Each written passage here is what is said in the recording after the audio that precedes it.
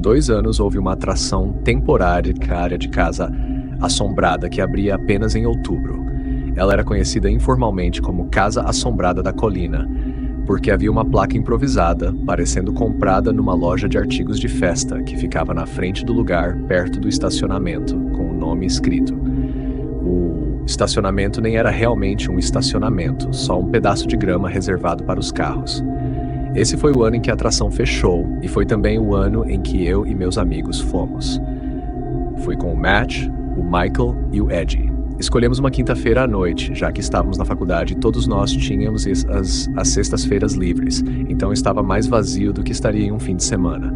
Surpreendentemente, não havia fila para comprar os ingressos, e quando seguimos as direções até a entrada, havíamos uma fila bem curta, com umas 4 pessoas na nossa frente. O que não percebemos de imediato foi que eles estavam deixando apenas uma pessoa entrar de cada vez. Não sabíamos que isso fazia parte da atração, mas se fosse para tornar tudo mais assustador, funcionava. Empurramos o Michael para ir primeiro. Eu fui o penúltimo, antes do Eddie. A cada poucos minutos eles chamavam a próxima pessoa para entrar. Quando o Matt entrou antes de mim, comecei a ficar nervoso. Eu não ia a uma casa assombrada desde criança, e naquela época estava com a minha família. Chegou minha vez, e uma mulher, vestida com uma fantasia ensanguentada, abriu a porta e me mandou entrar. Assim que a porta se fechou atrás de mim, percebi que estava em um prédio muito escuro, iluminado apenas por pequenas luzes piscando. Enquanto caminhava, me deparei com várias cenas horríveis, como corpos falsos mutilados e outros adereços grotescos. De vez em quando, atores vestidos com fantasias assustadoras apareciam de cantos escuros ou buracos nas paredes, e eu me assustava toda vez. Em certo momento, estava em um corredor escuro entre 2 cômodos quando senti algo tocar em mim por trás. Soltei um pequeno grito e me virei, vendo uma figura alta na minha frente. Ri, aliviado ao perceber que era um dos atores. Mas aí algo inesperado aconteceu. O ator começou a me empurrar pelo corredor escuro. Eu mal conseguia enxergar e deixei ele me guiar, achando que fazia parte da atração. Não lembro por quanto tempo ele me empurrou na escuridão, mas eventualmente ele parou e ouvi uma porta se fechar. Tudo ficou em silêncio. Ainda achando que era parte do show, comecei a ficar nervoso por estar completamente no escuro. Então senti mãos me segurando de maneira estranha, nada típico de uma casa assombrada. As mãos estavam realmente me segurando com força. Eu empurrei a pessoa para longe e gritei: "Sai de perto de mim!" Fiquei parado no silêncio, ainda pensando que aquilo fazia parte da atração. Gritei: "Você tá indo longe demais, cara, não pode fazer isso." Esperei, achando que o ator ia me levar para a próxima parte do show ou fazer alguma coisa, mas nada aconteceu. O tempo passou e eu percebi que algo estava errado.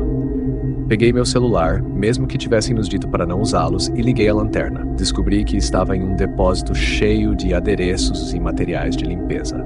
Mas a primeira coisa que notei não foram os adereços. A primeira coisa que chamou minha atenção foi o homem alto, parado a uns 3 ou 4 metros de mim. Ele não parecia um dos atores, não estava usando uma fantasia. Vestia apenas roupas pretas, com uma máscara preta cobrindo parte do rosto. Olhei para a porta e perguntei: "O que você está fazendo aqui?" Ele não respondeu, apenas fez alguns movimentos estranhos com os braços, como se estivesse tentando interpretar um personagem. Encontrei a porta e saí da sala. Usei a lanterna do celular para voltar pelo corredor escuro de onde vim, até encontrar o próximo ator, que gritou para eu desligar a lanterna.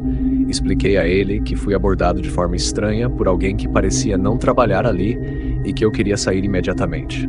O ator, que parecia ser um adolescente, ficou confuso e quebrou o personagem, dizendo para eu continuar andando que logo estaria na saída. Perguntei onde estava o chefe dele e ele disse que eu teria que voltar até a bilheteria, onde ficava o escritório do gerente.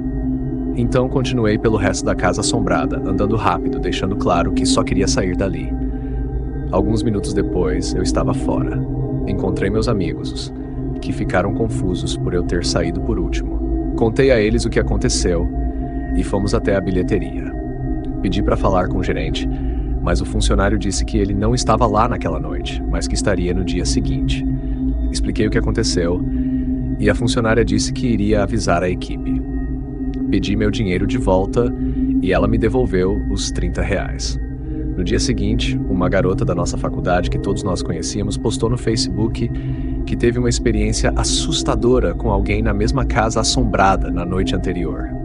A mesma noite em que estávamos lá. Foi esse o motivo pelo qual a atração foi fechada naquele mês. Quando entrei em contato com ela, descobri que tive experiências muito parecidas, mas o homem foi mais agressivo com ela. Ela abriu um processo contra o dono da atração, provavelmente por negligência. A equipe, é claro, jurou que o homem que nos abordou não trabalhava lá. Acredito que isso seja verdade, mas não entendo como não tinham medidas de segurança adequadas para impedir que algo assim acontecesse.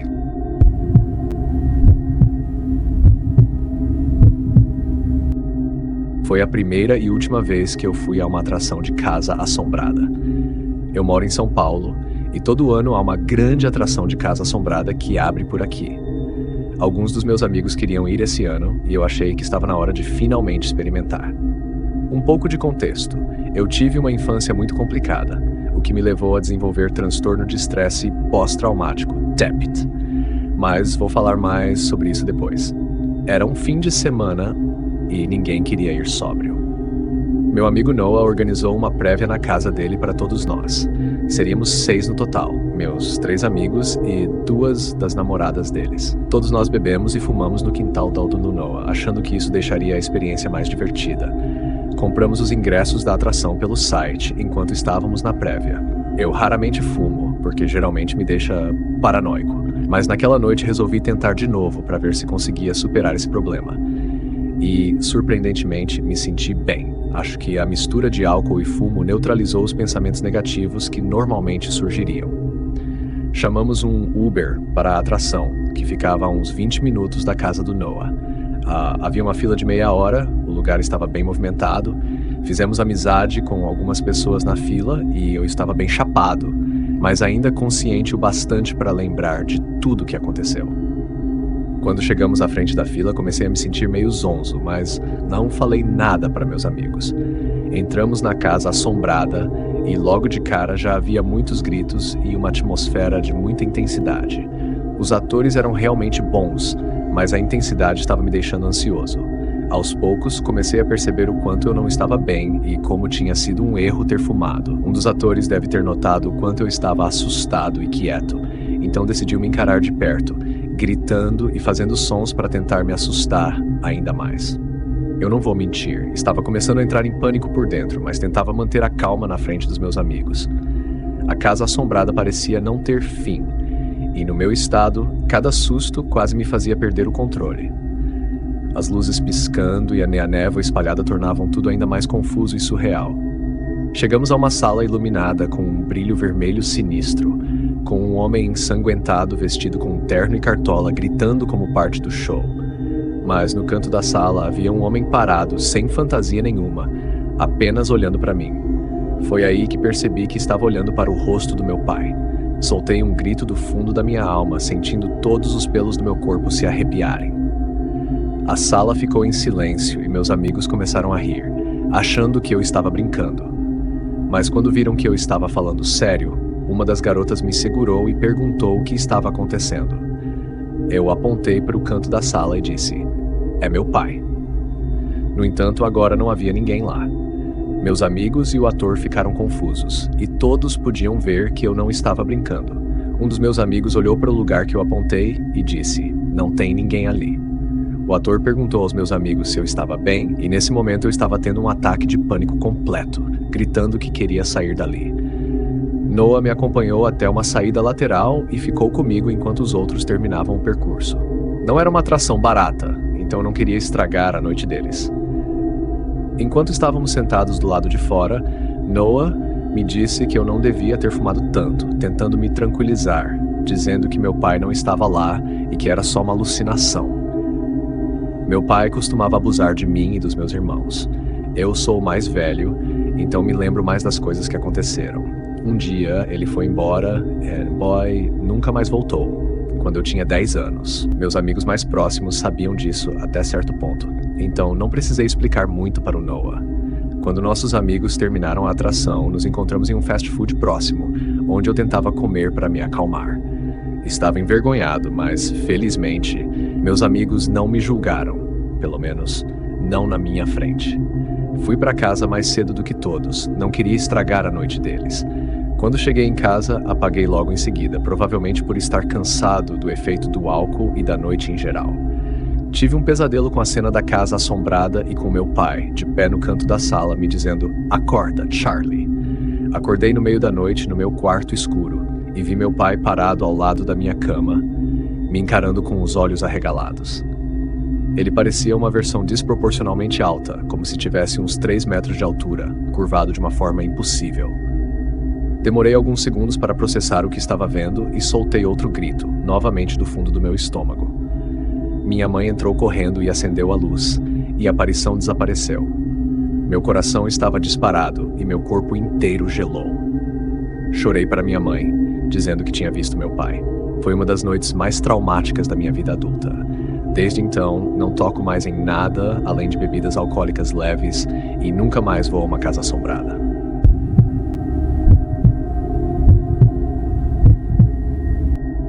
Durante o período da pandemia, achei que seria divertido conseguir um emprego em uma atração de casa assombrada local. Minha amiga Marissa já trabalhava lá e ela me disse que estavam procurando novos atores e atrizes. Ela fez algumas ligações e conseguiu-me uma vaga após eu me encontrar com o dono. A atração tinha várias sessões, incluindo 3 casas assombradas e um labirinto de milho assustador. No meu primeiro dia de trabalho, houve uma pequena preparação, onde meu personagem foi ensaiado e eu demonstrei minhas habilidades de atuação para um dos supervisores. Fui designada para o papel de donzela em perigo, o que significava que eu seria amarrada a um poste e ficaria gritando para os visitantes pedirem ajuda enquanto passavam por mim. Claro, todos os visitantes eram informados de que não deveriam tocar nos atores ou atrizes, então eles saberiam que não era para me desamarrar quando eu gritasse por ajuda.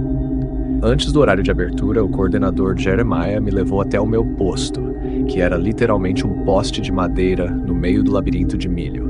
Fiquei surpresa por realmente ter que ser amarrada de verdade, e não apenas fingir. Perguntei como faria para ir ao banheiro, e ele disse que haveria pequenos intervalos entre as sessões. Ele também garantiu que haveria um supervisor por perto, caso eu precisasse de alguma coisa, o que me deixou um pouco mais tranquila. Assim que ele saiu, fiquei sozinha. Havia vários efeitos sonoros e uma atmosfera assustadora ecoando pelo campo de milho, vindos de diversos alto-falantes escondidos no labirinto. Logo depois, um som de buzina ao longe indicou que a atração estava aberta, e eu entrei no personagem. Estava nervosa, mas animada. Como eu estava mais para o meio do labirinto, demorou alguns minutos até que os primeiros visitantes passassem por mim. Quando chegaram, eu comecei a atuar como uma donzela em perigo, gritando e fingindo chorar, implorando para que me ajudassem, dizendo coisas como: "Ele está voltando! Me desamarrem!" Algumas pessoas entravam na brincadeira e respondiam, e eu improvisava falas em resposta. Todos usavam máscaras por causa da pandemia, então eu não conseguia ver o rosto inteiro das pessoas. Eventualmente, 2 homens que pareciam ter uns 30 anos passaram por mim, mas não disseram nada.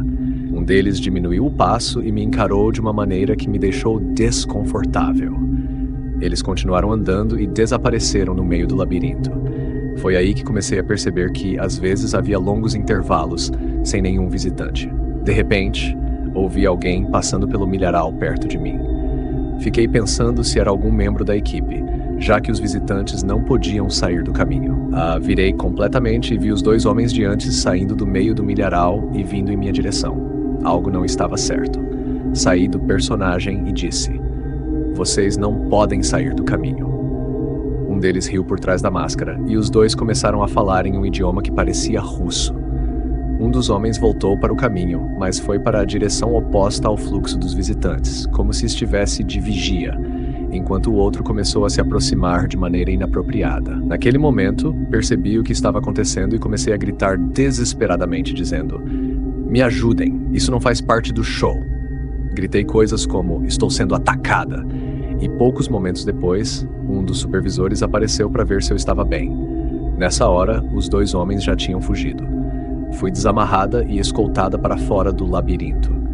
Liguei para meus pais e eles insistiram para que eu fosse para casa imediatamente. Jeremia e outro supervisor disseram que eu seria paga pela noite e que entenderiam se eu não quisesse voltar. Mas pediram para que eu os mantivesse informados. Gostaria de poder dizer que a história acabou por aí, mas no caminho para casa fiquei extremamente cautelosa para garantir que não estava sendo seguida. Foi então que percebi, já no meio do trajeto, que o mesmo carro branco estava atrás de mim o tempo todo. Comecei a fazer curvas em ruas aleatórias, mas o carro continuava me seguindo. Foi aí que percebi que estava sendo perseguida. Decidi procurar a delegacia de polícia mais próxima no Google Maps e dirigi até lá. O carro me seguiu o caminho inteiro, até que, quando entrei no estacionamento da delegacia, ele continuou dirigindo e sumiu de vista. Fiquei no carro por uns 10 minutos, ainda nervosa, antes de finalmente voltar a dirigir para casa, sempre conferindo se não estava sendo seguida novamente. Depois desse dia, nunca mais voltei para trabalhar na atração.